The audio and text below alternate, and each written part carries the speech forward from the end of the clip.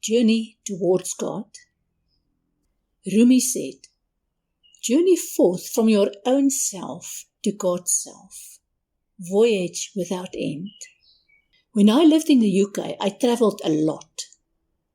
I spent 10 most enjoyable days in Egypt, exploring the temples and other historical places. It was important for me to see Venice. I planned on staying outside of Venice and spending one day in the city, and the rest of the time exploring the region. I ended up spending 4 most enjoyable, peaceful, serene days in Venice in midsummer.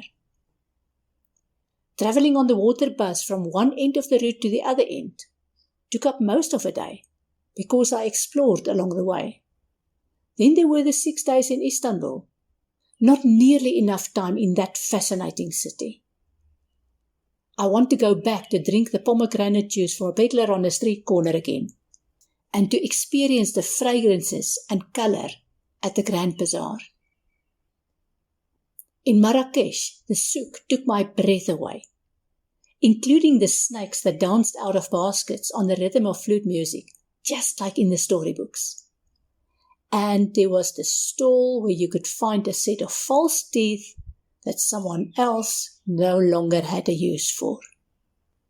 In the countryside of Hungary, there were the road signs that made no sense whatsoever, written in a language with an alphabet that is somewhere between the Western alphabet and Cyrillic, and I had to figure that out while driving on the wrong side of the road.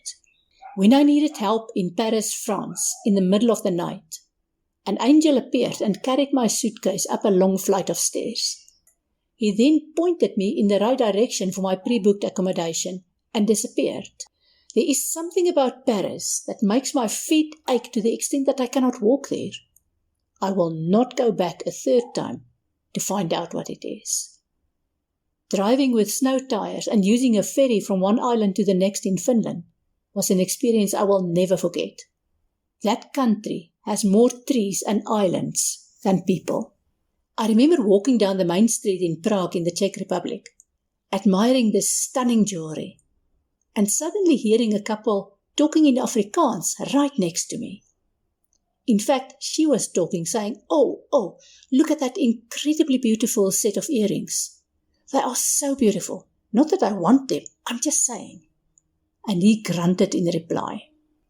The light in Connemara in Ireland is exactly as on the postcards, cloudy and dreamy and foggy.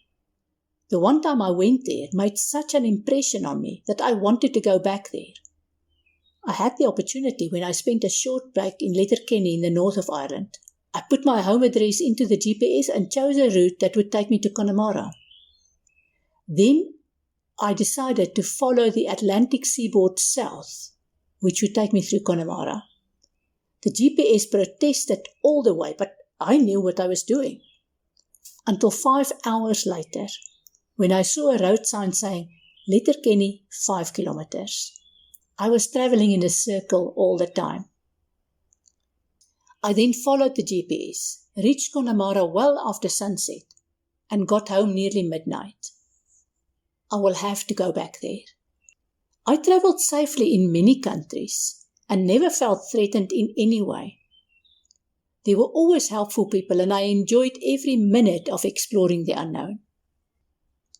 The same has happened with my journey to and with God over the years. I took some detours when I left the church and discovered the truth about religion. Then I realized that no matter where I travel or rest, God is in me and with me all the time. That is such a beautiful sense of knowing.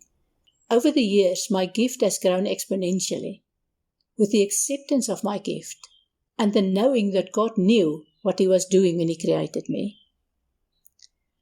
I've seen so much proof of this in the last few months, and this has made all the losses along the road worthwhile. The journey continues.